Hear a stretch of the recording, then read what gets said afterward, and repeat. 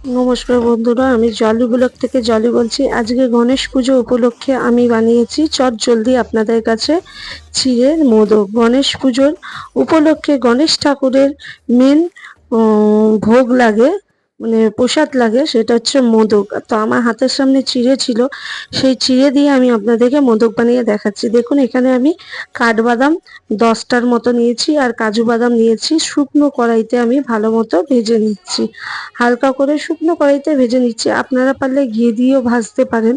তো আমি এখানে শুকনো কড়াইতে ভেজে নিয়েছি। আর এর মধ্যে আমি 10খানা খেজুর আমি ভেজে নেবো। দেখুন, দানা বের করে আমি খেজুরগুলোও দিয়ে দিলাম। ভালো করে শুকনো কড়াইতে ভেজে নিচ্ছি। আপনারা পারলে ঘি দিয়েও ভাজতে পারেন, তো আমি এখানে ঘি অ্যাড করিনি।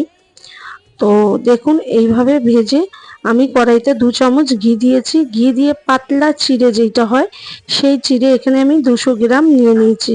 চিড়েটাকে আমি ভালো মতো ভেজে নেবো। যতক্ষণ না একটা হাত দিয়ে দেখবেন মুচমুচে হচ্ছে, ততক্ষণ ভালো করে ভেজে নেবেন।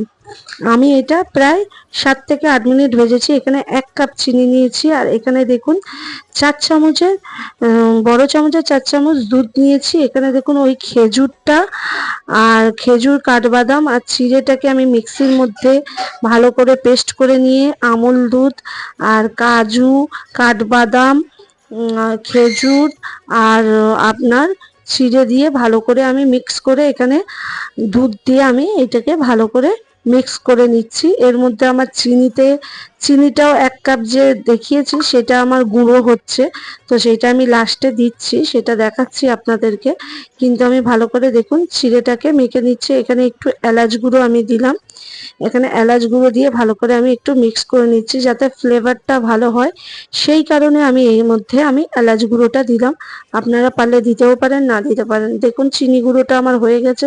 চিনি গুঁড়োটা এর মধ্যে আমি অ্যাড করে নিচ্ছি। চিনি গুঁড়োর মধ্যে বেশি দুধ লাগবে না। আমি এখানে 2 চামচ দুধ দিয়ে ভালো করে চিড়েটাকে ভালো করে মেখে নেব, মিক্স করে নেব। তো আপনারাও এইভাবে চিড়ের দিয়ে ভালো মতো মোদক করে গণপতি বাপ্পাকে দিতে পারেন, খুবই ভালো লাগে। তো আপনারাও করে দেখবেন। আমার তো খুবই ভালো লেগেছে।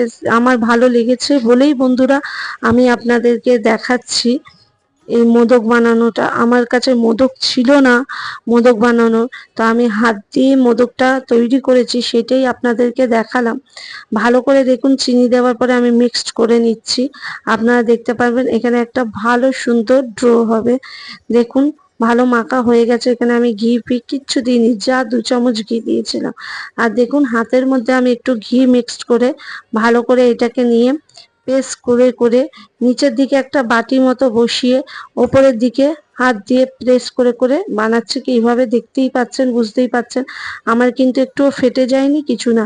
আর চামচের পেছন দিয়ে আমি এইভাবে ডিজাইনটা করে নিচ্ছি।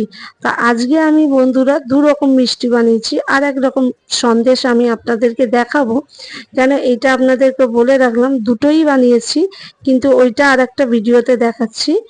তো দেখুন, খুবই সুন্দর হয়। যদি আপনাদের ভালো লেগে থাকে, আপনারা লাইক করবেন, সাবস্ক্রাইবার করবেন আর ফলো করে দেবেন বন্ধুরা, আমার পাশে থাকবেন। আপনারা সুস্থ থাকবেন, স্বাস্থ্যে থাকবেন। আর গণেশ পুজোটা খুব সুন্দরভাবে আপনাদের কাটুক। আপনারা সবাই ভালো মতো সুস্থভাবে থাকবেন বন্ধুরা। দেখুন, আমি ভালোভাবে প্রেস করে করে হাতের মধ্যে, হাতের তালুতে রেখে ভালো করে প্রেস করবেন। উপরের দিকে একটু সরু টাইপের করবেন, করে দেখুন খুবই সুন্দর, ইজি। আপনারা প্রথমে ভাববেন যে একটু করতে পারবেন না, কিন্তু আপনারাও চেষ্টা করলে ঠিক এইভাবেই করবেন। আমিও প্রথম ভয় পেয়ে গেছিলাম, তারপরে আস্তে আস্তে করতে করতে খুব সুন্দর লাগছে পুরো। আপনি এটা দেখুন, খুবই ভালো লাগবে।